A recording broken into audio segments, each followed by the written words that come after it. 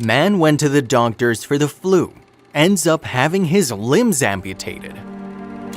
Until 2.5 years ago, Alex Lewis was a self-confessed feckless young man in his mid-30s who loved golf, a drink, and his 2-year-old son. All that changed in November 2013 when he got a bad cold. Man flu, his partner Lucy Townsend thought. No big deal, it was the season for colds and his son was ill too. Alex would soon recover. Except he didn't. He became feverish. He started to pass blood in his urine and his skin turned purple. This was no ordinary cold. Alex had a streptococcal infection that had caused blood poisoning and organ failure. He was close to death. Lucy recalls the Saturday night she thought Alex would die. I called an ambulance and within 8 minutes they were there. At the hospital, we went straight to resuscitation. I was told to say goodbye. His kidneys were shutting down and they were going to put him on life support. Alex was in a coma for a week. He pulled through, but his ordeal was only just beginning. His legs and an arm were infected, and to stop the infection spreading had to be amputated. Part of his face too had to be removed. I can remember seeing my legs in hospital and how they were getting blacker and blacker, he says.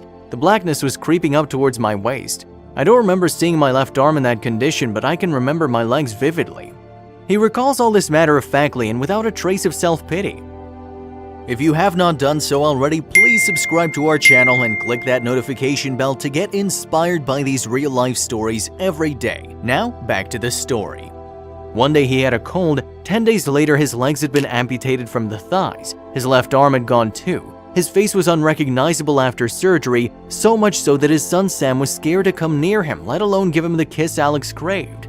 For months, surgeons battled to save and rebuild Alex's right arm, seen as crucial to leading any kind of independent life when he eventually got out of hospital. But in the end, in the spring of 2014, the arm snapped and had to be amputated from the elbow. A fit young man who loved the outdoor life had become utterly immobilized. Many, perhaps most, would have crumbled in the face of such adversity, but it wasn't the case for Alex. Lucy runs and co-owns the Greyhound, a spacious gastropub in Stockbridge, Hampshire. Alex maneuvers around the pub in his wheelchair. He and the trust set up in his name are trying to raise the £180,000 he needs for a pair of state-of-the-art prosthetic legs with computerized joints that will transform his mobility. He's already raised £20,000 for arms that will allow him to eat with metal pincers. The elbow of his right arm was saved, which gives him crucial control. It is typical of him that rather than fret about the 3.5 limbs he lost, he's thankful for the one joint that survived. That one elbow is his whole independence, Lucy says. It doesn't disguise Alex's emotional lows, especially the struggles to use NHS prosthetics that in the end he decided were inadequate. But what shines through is the strength of the couple's relationship and Alex's refusal to give up on life. The thankless, directionless young man had suddenly found an inner strength and purpose. By the time I was told I was gonna lose my left arm, I mellowed out, he says. I could understand when they said, if we don't take your left arm, it's gonna get to your heart and you're gonna die. Obviously, then it's a case of get on with it. The real battle, though, is to sustain your relationship in the long term.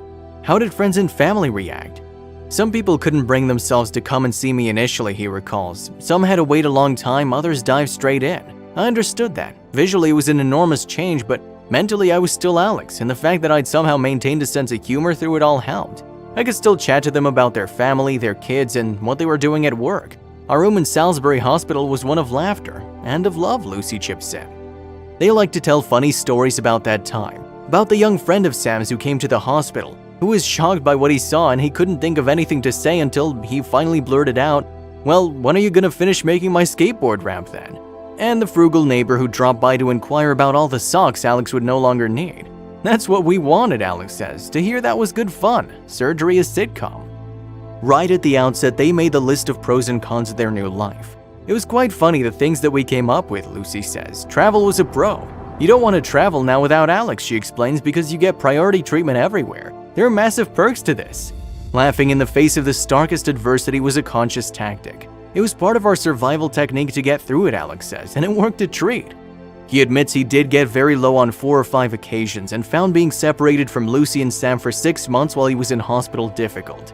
If I have to spend time away from Sam, I really struggle with it, he says. We could have lost it all, and now I want to spend as much time as I feasibly can with them.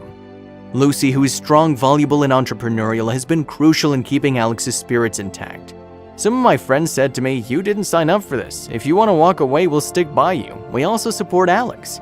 Lucy insists backing out never even crossed my mind. Alex says he's pleased her friends posed the question.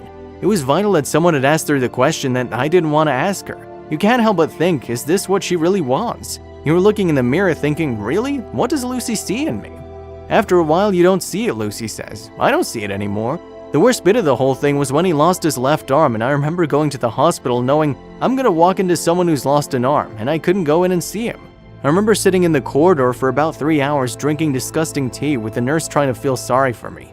I just didn't want to go in, and I felt like such a bad person. I didn't know how to face it, but as soon as I got through that, it was okay. She does, though, add one caveat. We've always made this thing that I'm his partner, not his nurse. I don't want to look after Alex, and he has to contribute to our household just as much as I do. He's involved in the interior design of Lucy's pub, and says he eventually hopes to start a furniture design business. I didn't once think that I was gonna melt away and get lost in it, he says. 95% of this is in the head, says Lucy. If you get that right, you'll come through it.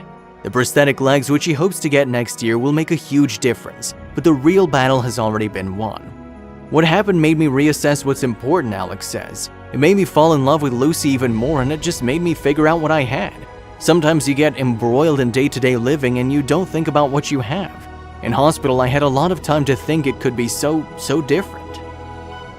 If you liked the video, please give it a thumbs up and consider sharing it with someone who may find it interesting.